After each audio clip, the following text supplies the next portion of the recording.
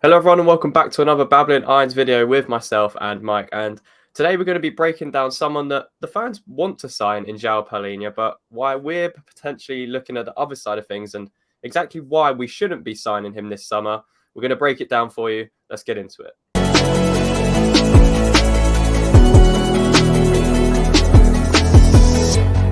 So, Mike, lots of rumours coming out around transfers in the last couple of days or so, and the latest one is around Joao Palhinha of Fulham, and he's being quoted at figures around 50 to 60 million if he is to move. 27 years old, going to be 28 in July. He's had a very good first season at Fulham in the Premier League. He's been kind of their anchor as to kind of compare it with what we have in Rice. So there's been that kind of touted around that he would be coming in for Rice and replacing Rice. Now, Palhinha is a good player, but I wanted to get across why we think that we shouldn't really be signing him, and that type of player isn't suited for what we need to do to kind of build out this club for the future. So just tell me off the bat what you think of him as a player and why you perhaps don't lean towards signing him. Yeah, so let's get off the bat why straight away we should be signing him. If any kind of fee is being put out as 50 to 60 million, that in itself is you run, you hide, you laugh, you do not go anywhere near that. For 50 to 60 million pounds, you can get a player 4 to 5 years younger with a much higher ceiling and a greater all-round game. End of in terms of that conversation. Anyone thinking 50 to 60 million put on Palhinha is good business probably explains why they're not in business, or if they are, why they're possibly not doing very well. If that's the type of the gambles. Yeah, I think that overall he's been a very good player for Fulham this season. Yeah. I think maybe when we mentioned it yesterday on our Twitter, people kind of thought, oh, why wouldn't you want to sign a good player? Well, let's break it down as to why, because we've got some comparison with the stats from him this season with both Rice and Souček, and this is why we kind of feel like Palhinha coming in would actually be more of an improvement on Souček rather than someone coming in to replace Rice. So let's take a look at how Joao Palhinha compared to Rice this season. This is taken from WI Scout data, and it's also got the kind of percentiles. So you can kind of see here, Rice obviously winning more duels. Palhinha more successful defensive actions. I think that's very clear in his game that he's very good defensively. He will hold that position down very well. But then you kind of look at the other stuff that he doesn't bring for if you're going to play him as a 6. Obviously, progressive runs per 90. We know Rice is very good at that for a 6. Forward passes per 90. That one's kind of a big one for me. He doesn't really like to play those penetrative passes that a lot of the time Rice got criticised for.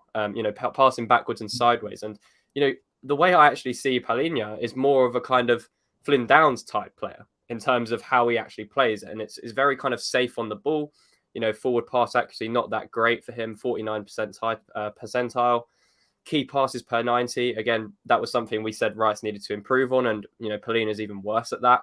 And the progressive passes per 90, is in the 18th percentile, which is really low as well. So when you look at it like that, we're getting a very good defensive player with high defensive, duels and really good success rate in that regard. But other than that, there isn't too much else to his game. And I feel like that's what the kind of profile Flynn Downs is, no?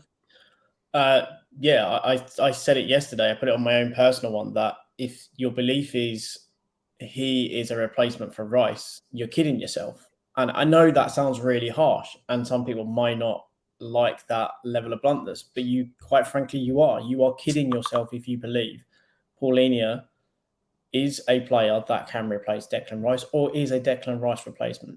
Yeah. He's, as the statistics prove, if you just look at even just the statistics, remove the eye test, as many as people have been trying to say to me, well, judging on my eye, that's fine. You have your opinion on what you see as a player.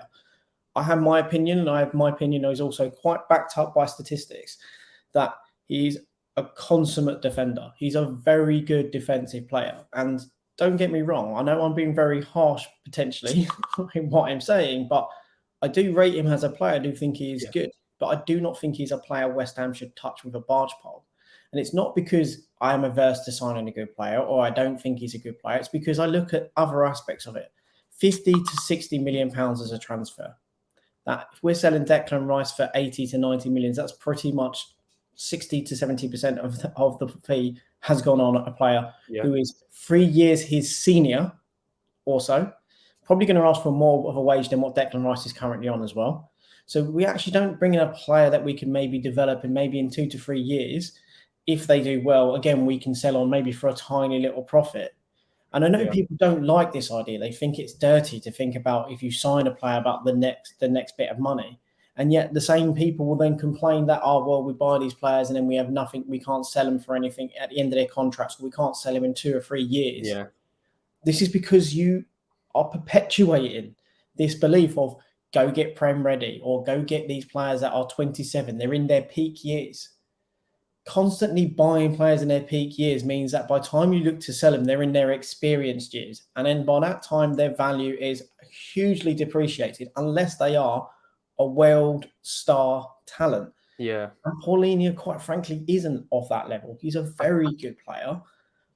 But when you look at what Rice brings, you can't just go and get a player who can defend and defends very well and has fairly comfortable in possession and does some good kind of passing work from the possession base. He is an improvement on Souček. If you look at them both together, if you take completely the eye test out and look at it in terms of statistics, he is and maps directly across to what Souček has done this season. Well, let's take a look, because we've got those statistics here, so we can actually take a look. So we looked at Rice before. This is how they kind of compare.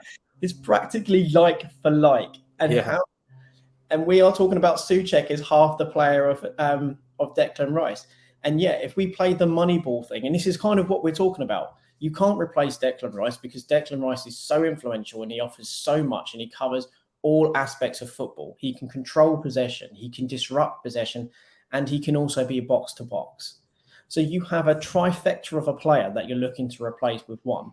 And the end result, or the assertion that a player who's actually only really a disruptor can then all of a sudden elevate his game to cover off what Declan Rice does, is almost naive. And we've also said we need to improve on Souček, and yet the answer is to bring in someone who marginally improves. I think that's what it is for me. It's not you're not looking just at the player, because Palhinha would be a good player for us. I'm never going to say that he wouldn't, because he is a good player. The only thing is, we have a lot to do once again this summer. We have a massive rebuild once again, and we've said it so many times this season, the oldest squad in the league. You know, you look at the average age of our squad, it's like almost 30.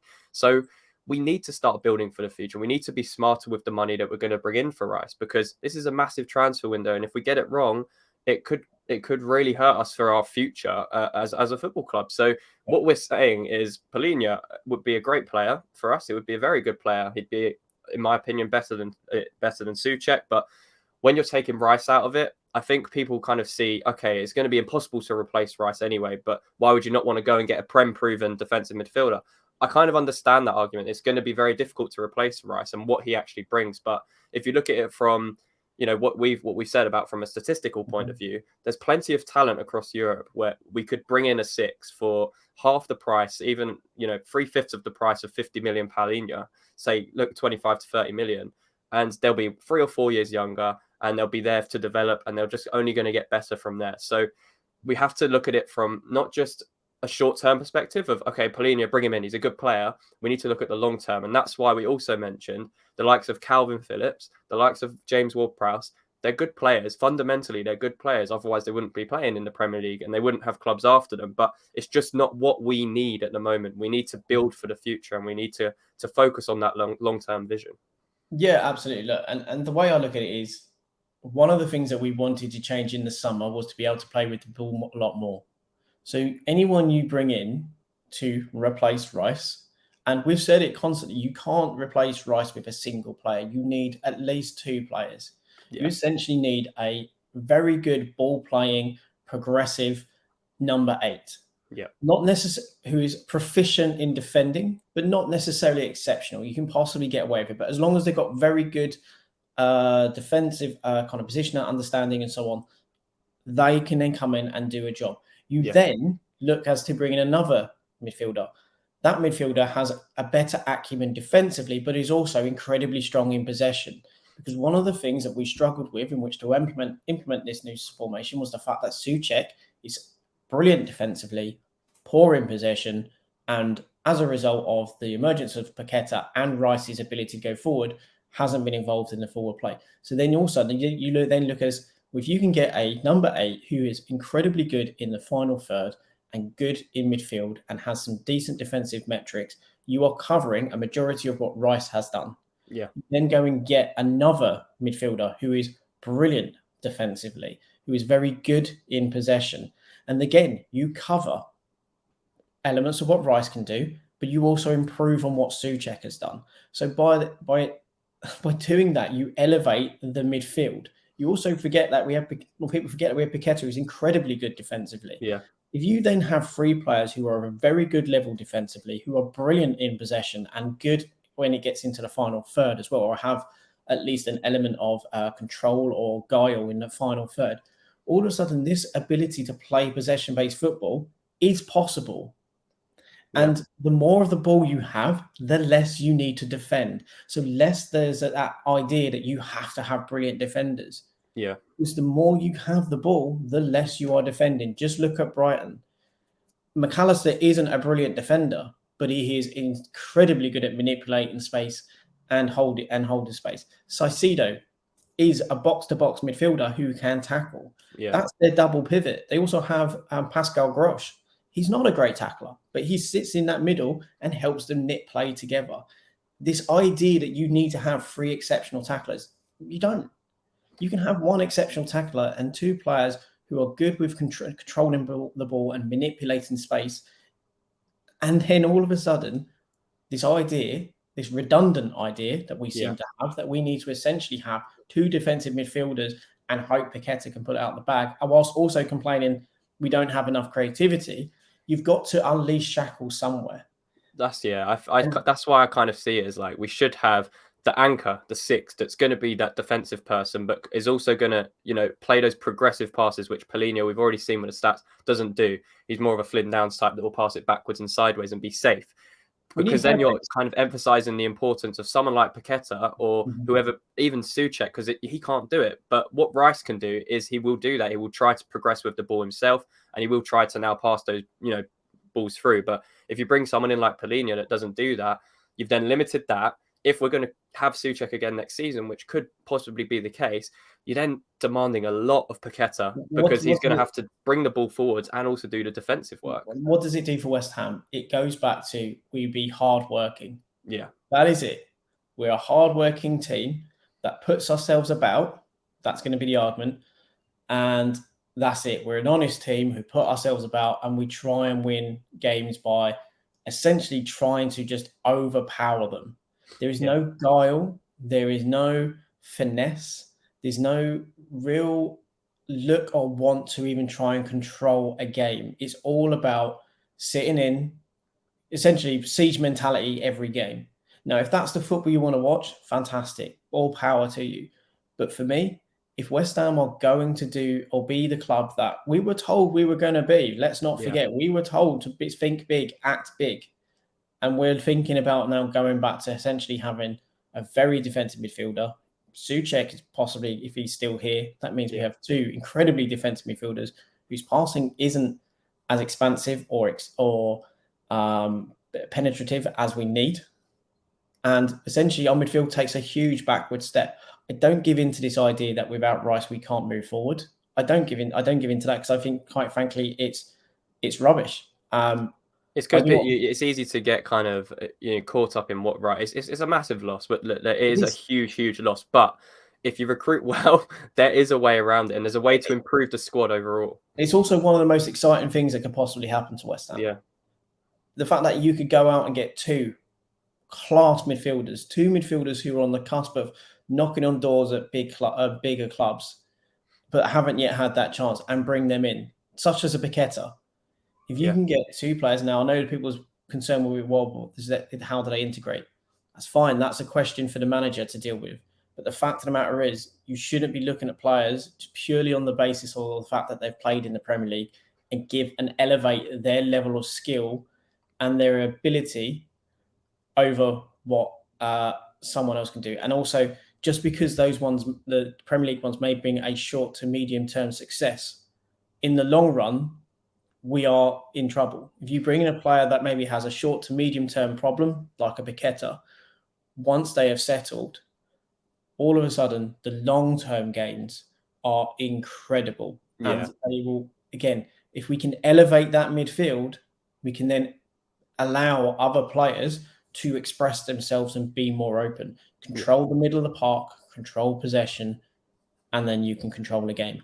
Palhinha, as good as he is, allows you to disrupt possession and disrupt the opposition. He's not a player, in my opinion, and statistically, if you look at his passing statistics as well, bear in mind he's in an incredibly possession-based football team, are not impressive.